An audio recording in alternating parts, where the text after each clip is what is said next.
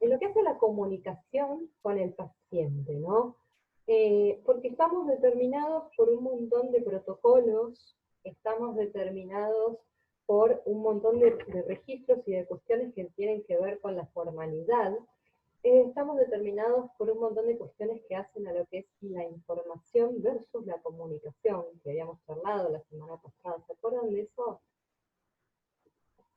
Sí, profe. Sí, profe. Bien, bien. Y me gustaría que hoy cerremos un poquito esto de lo que es información versus comunicación para empezar a charlar sobre un tema que tiene que ver con los registros en enfermería, ¿no? Los recursos que tenemos para hacer los registros y los seguimientos de los pacientes.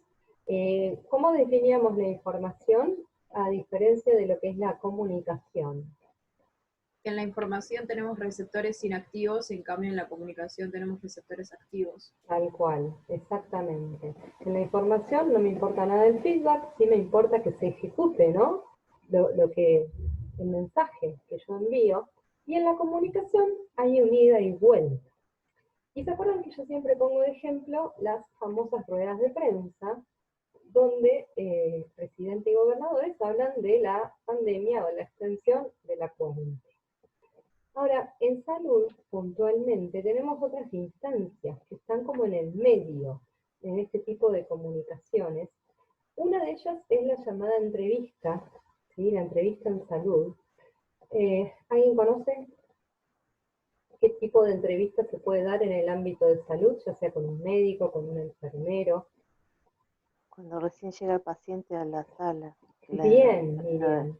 Claro, Sí. sí, que lo vimos La en otra valoración, materia. está dentro de la valoración. Claro, lo vimos en otra materia como dentro del proceso de atención de enfermería. Perfecto. Claro, es la primera parte. Exactamente, bien, bien. ¿Y cómo se conduce esto? A diferencia de lo que sería una comunicación entre dos amigos, ¿cuál sería la diferencia fundamental? Por un lado, que si bien uno tiene que manifestar cualidades para que la comunicación fluya de la mejor forma, también es un proceso formal. No hablamos Exactamente. como si fuéramos amigos con el paciente porque de hecho recién lo conocemos. Exactamente. Y hay una cuestión que diferencia, dentro de lo que son los registros en la enfermería, que es como el nuevo tema, hay una cuestión que diferencia puntualmente una entrevista de admisión, por ejemplo, ¿sí? De una conversación que yo podría tener, no sé, con mi peluquero, qué sé yo, igual me estoy rapando yo sola, así tengo, ¿no? El peinado, pero Bueno, bien, bien, bien. antes, ¿cómo era antes? Esto, yo me siento, empezamos a charlar, me hace preguntas, charlamos sobre un tema. Eso es una comunicación donde cada interlocutor va como abriendo distintos temas de conversación y de repente por ahí el peluquero es curioso y me empieza a preguntar cosas personales que yo puedo contestar o no, ¿sí? Pero hay un ida y vuelta distinto y mucho más relajado, sin ningún tipo de protocolo, donde la información, ¿sí?, que se genera o que se recaba en esta comunicación es absolutamente informal. Ahora, en una entrevista, ¿cuál es el objetivo principal en salud? A diferencia de una charla donde el peluquero puede ser chusma y quiere saber cosas. O Obtener opiniones. la información del paciente. Saber Cómo se siente también el paciente. Claro, es principalmente informativa, sí. Claro. Exactamente. Ese es el punto principal entre lo que son los registros en enfermería. En una entrevista en salud, ya sea médico, paciente, enfermero, paciente, psiquiatra, paciente, psicólogo, paciente, ¿sí? El objetivo principal del entrevistador es obtener algún tipo de información, ¿sí? Se puede poner de manera similar a lo que sería una entrevista laboral, por ejemplo, donde mi futuro empleador, ¿sí?, va a indagar sobre distintos temas a fin de obtener información mía, ¿sí?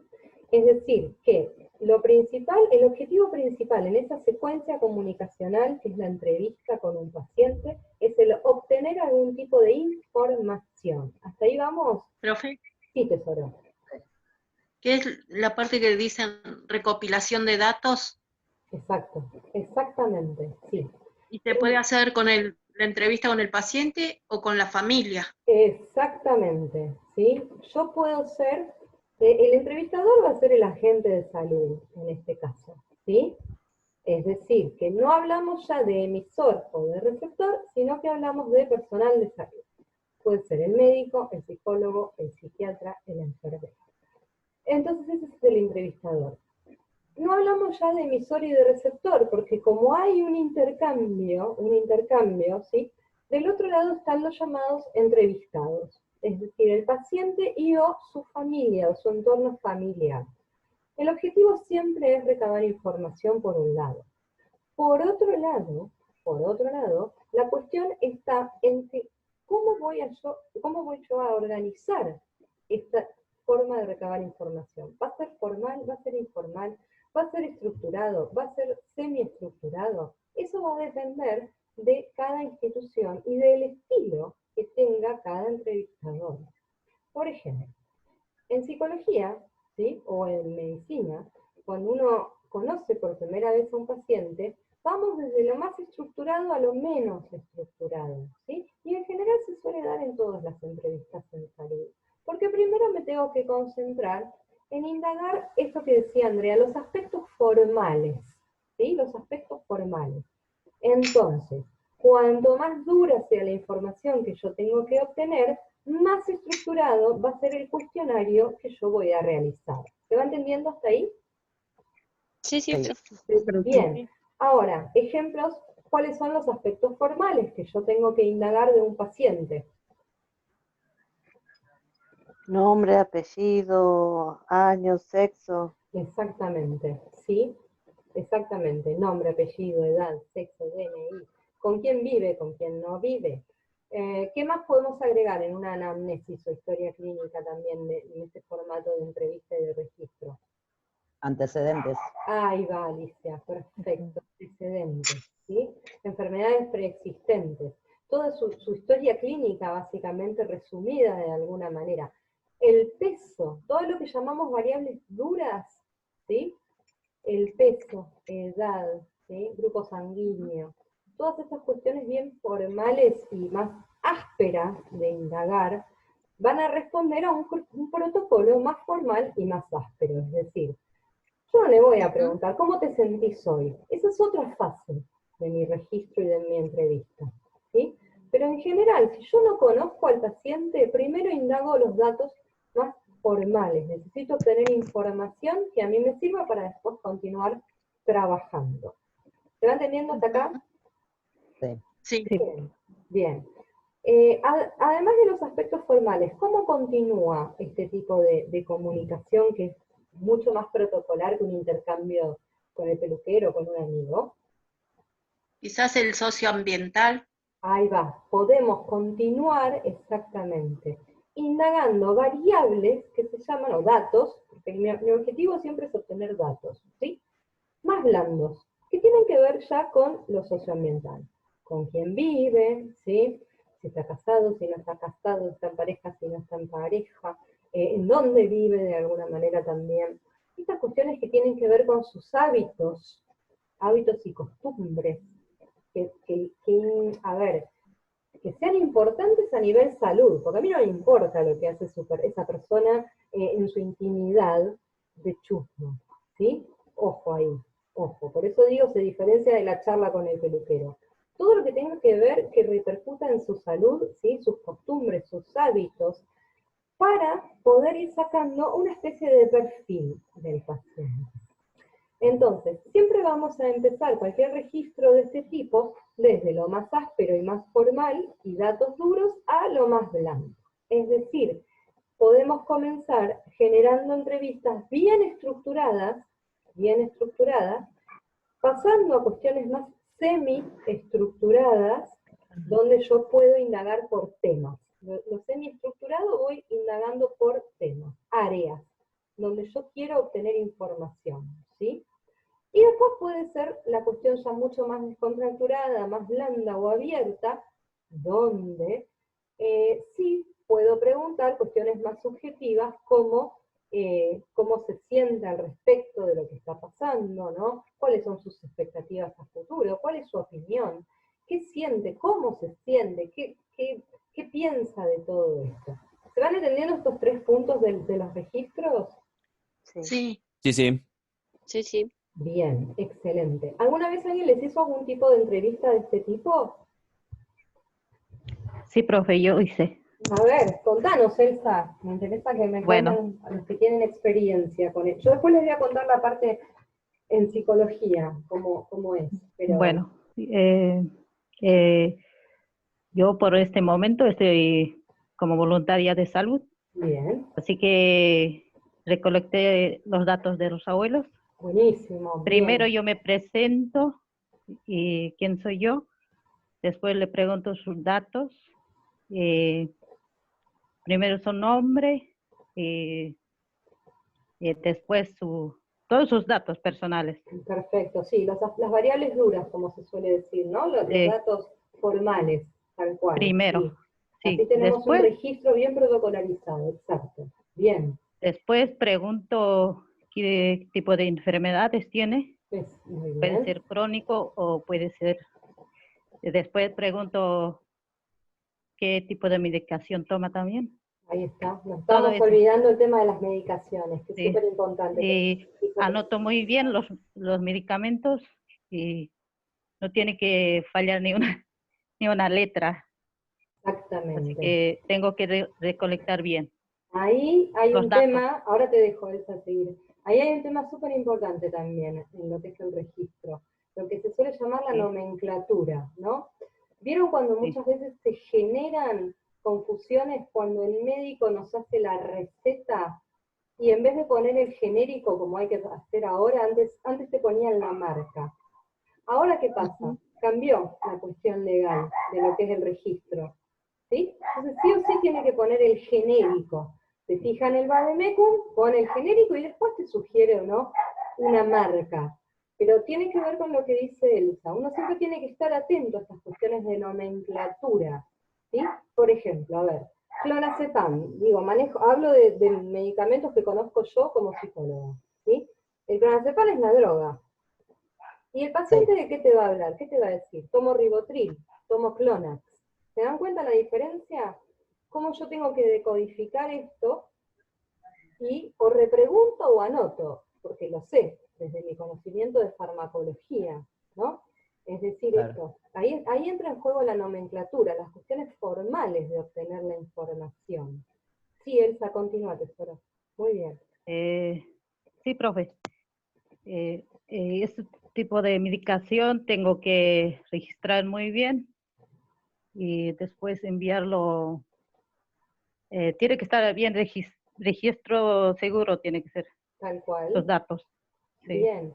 Elsa, te hago una pregunta. ¿Se abre un poco sí, profe. más este registro que haces a cuestiones más cualitativas o datos blandos después? Son datos blandos. No, pero yo digo, primero indagás lo formal, que yo lo llamo los datos duros, ¿no? Sí, primero los datos duros, después los datos La medicación. informales. Bien. ¿Y después afloja un poco o queda protocolarizado esto? ¿Queda siempre así? Me interesa saber eso. Es muy interesante. Según el protocolo. A ver, bien. Por ejemplo,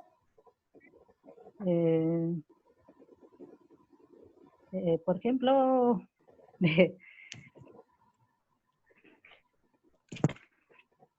si algún paciente te quiere contar algo, o cuestiones más de tipo emocional, o esas cosas, cuando empezás a indagar, ¿no?, acerca de la familia, del entorno social, se suele generar este ida y vuelta de, bueno, estoy cansado, mis hijos no me vienen a ver nunca, a mí me gusta levantarme tarde, no me vengan a imponer horarios.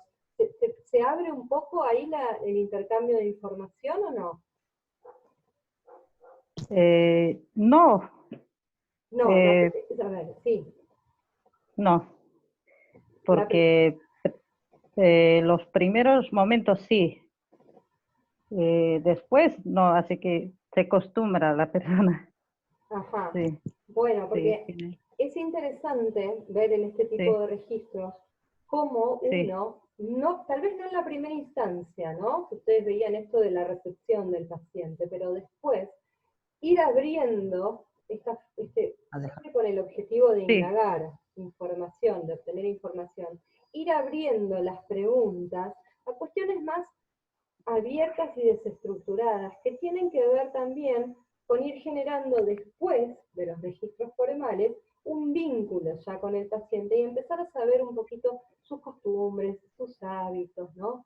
Esto de, bueno, que pueda Un abrirse poquito más de confianza, como que genere confianza y empiece a hablar. Exactamente, Un Alicia. poquito más. Puede servir como ejemplo, por ejemplo, que después de tomar el dato acompañé a un paciente, la acompañé al baño porque quería ir y teníamos que recolectar orina y yo le pregunté, ¿no será que estás embarazada? Y ella sonriendo me dice, no, puede ser. Me dice, mirá, y tenía el chip acá en el brazo. Claro, bueno, es que ahí está la cintura de uno, por eso yo siempre hablo de la empatía, ¿no? La cintura de uno en poder generar el ida y vuelta para que el paciente se abra de alguna manera y nos informe cosas que nos van a servir a futuro a nosotros. Como ¿sí? acercándonos al diagnóstico, sí. Exactamente, tal cual, exactamente. Miren, les muestro algo que tiene que ver con lo que es un poquito más formal. Espérenme un cachito que esta es la parte donde... Acá, esto, ¿no? El tema del registro en enfermería, ¿no? Como la cuestión de la documentación, que forma parte, ¿no? de todo un registro del paciente. Provee documentación formal, ¿sí? La forma en que los profesionales de enfermería y otros profesionales de salud se comunican.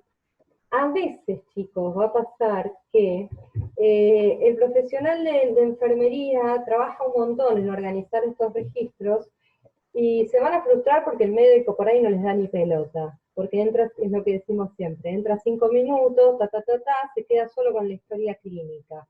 Pero es importante generar estos registros, estas entrevistas, estos espacios de comunicación y de información a la vez, por uno, ¿sí? Para el vínculo con el paciente, el acto comunicacional desde un lugar vincular y empático, no solo desde lo formal y desde lo protocolar. Uno lo tiene que hacer por uno, chicos. No se frustren si no les dan pelota. Y si esta parte de la teoría donde la comunicación se genera con todos los demás profesionales que están trabajando con el paciente no se da. ¿Se entiende lo que les quiero decir? Claro. Como que se tendría que dar una transferencia, ¿o no, profe? Absolutamente, absolutamente. Eso es el trabajo interdisciplinario, ¿no?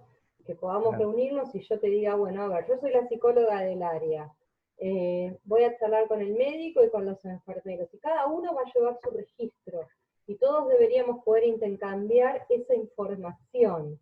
Eso pasa en un mundo ideal, ¿no? No siempre se da, pero uno lo tiene que hacer por uno, por el vínculo con el paciente, porque a veces esto puede salvar una vida, porque es información que vamos teniendo y en un momento crítico decir, yo me acuerdo de tal y tal cosa, y ahí accionamos como profesionales de la salud.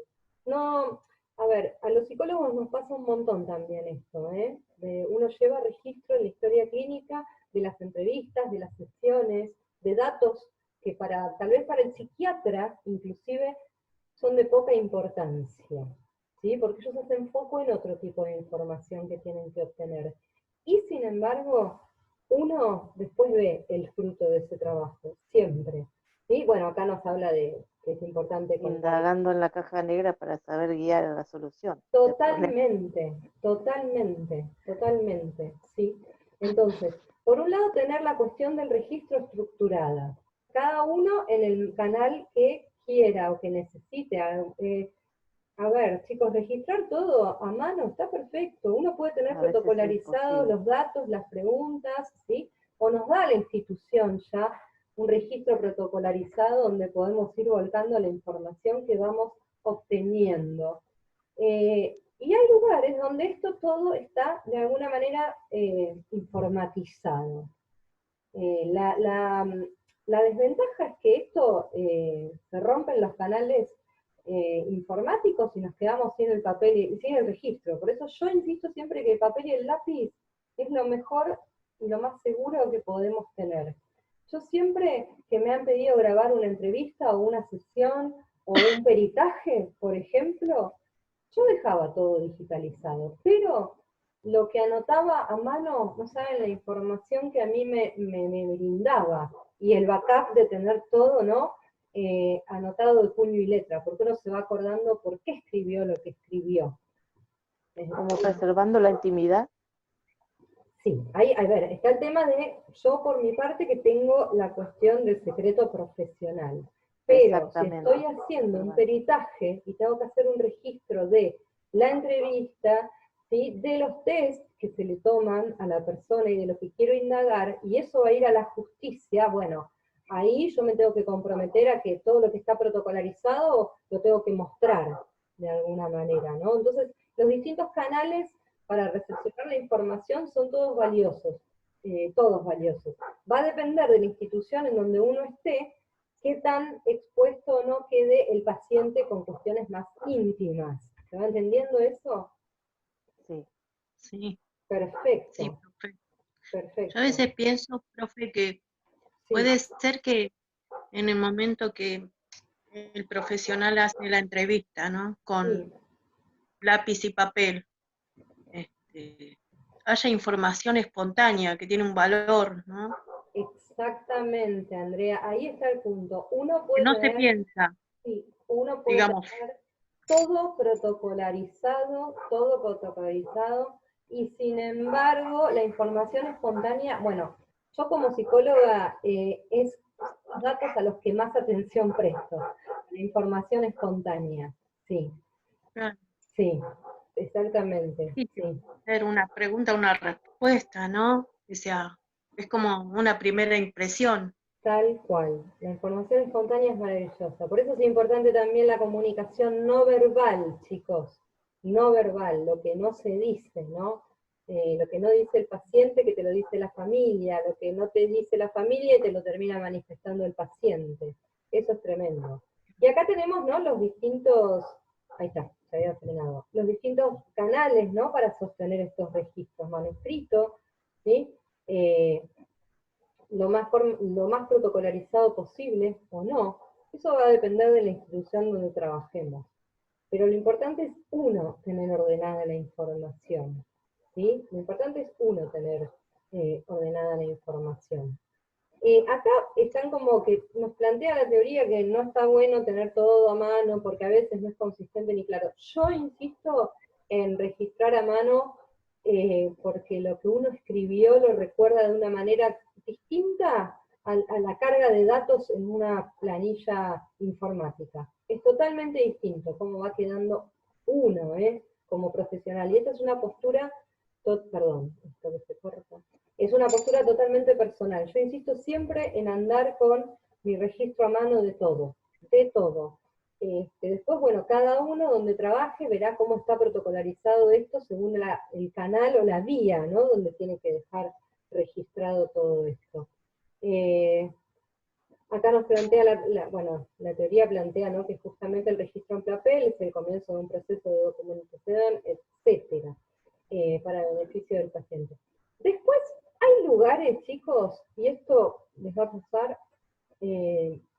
donde se hace todo digitalizado, ¿sí? Todo digitalizado. ¿Por qué? Porque ese canal permite que la información transversal circule de alguna manera porque todos tienen acceso a lo mismo, que está en la nube, en la web, en el aire. Yo, por eso insisto, lo digital no puede comerse a lo que yo anoté a mano o a lo que yo recuerdo. Para mí es súper importante esto de poder ir teniendo un registro interno propio de lo que voy intercambiando de información con el paciente, más allá de los protocolos formales que a mí me indiquen que debo seguir. ¿Dónde está Elsa? Elsa, ¿tenés alguna cuestión digitalizada vos en tu trabajo? ¿O es todo papel? Se me fue Elsa. ¿Hay alguien que trabaje directamente? Bueno, hay lugares donde te dan hasta una tablet para cargar todo ahí, queda todo en la web Sí, digitalizado. yo lo he visto en el hospital de Lugano, que Ajá. los doctores toman toda la historia clínica, los datos, los enfermeros también, pero después voltean toda la computadora y Sí, se pasa todas las horas de archivo, pero todo es digital. todo digital. Bueno, Yo les Sí, voy a dar no me para- acuerdo. ¿Te acordás el nombre del hospital? Porque yo hice pasantías ahí, no me acuerdo el nombre del hospital ese. Grierson, la doctora Grierson. Bueno, eso es la famosa comunicación en redes en formato digital. Yo después les voy a pasar igual un capítulo de una serie donde se corta la luz en un momento, hay un apagón en la ciudad, y ¿saben quién lo salva? Todos los registros que tenían las enfermeras hechos a mano. Entonces, tenemos que tener nuestro propio trabajo a mano. Esta cuestión artesanal, esto es una opinión ya personal mía, ¿no? Pero para que se pueda generar un buen trabajo propio, tener uno, más allá de lo que nos indique la institución o el protocolo, tener uno bien guardado y bien registrado todo esto personalmente. El lápiz y el papel no fallan nunca, para mí. Sí podemos tener los cuestionarios prehechos, ¿no? En psicología usamos mucho las preguntas ya previamente organizadas, con una secuencia lógica, con un orden y con un sentido. Eso a mí me permite no irme de tema en lo que quiero indagar y que el paciente no se vaya por las ramas. Yo vuelvo siempre, que ese es otro objetivo de los registros formales o entrevistas semiestructuradas, ¿no? Que el paciente siempre vuelva a lo que yo quiero indagar. Puedo tenerlo organizado como un machete. Sí, Miriam, ¿qué querías contar? Maneja las situaciones. Siempre el entrevistador tiene que manejar la situación. Siempre, chicos. Aún, que vamos a verlo un poquito más adelante, lo que es comunicación de malas noticias. ¿Sí? No podemos permitir, no se puede permitir que la situación nos coma a nosotros, ya sea que estemos comunicando una mala noticia o ya sea que estemos haciendo una entrevista y un registro protocolar. Siempre tenemos que mantener nosotros el eje, esa es otra de las condiciones de un buen entrevistador, ¿sí? Mantener siempre el eje. Miriam, vos estabas compartiendo algo, discúlpame. No, me olvidé. No. Me olvidé. Un momento. Bueno. ¿Hasta acá vamos? Sí, se entiende. Sí, profe. Bien, la semana que viene vamos a profundizar un poquito en los tipos de entrevista que hay. ¿Nunca les pasó, a ver, yendo a una cosa un poco menos seria para ir cerrando más arriba, ¿nunca les pasó una entrevista laboral cuando a uno le dicen, ¿dónde te ves de acá a 10 años? ¿No? Y uno dice, ¿por qué me pregunta eso? ¿Qué le importa?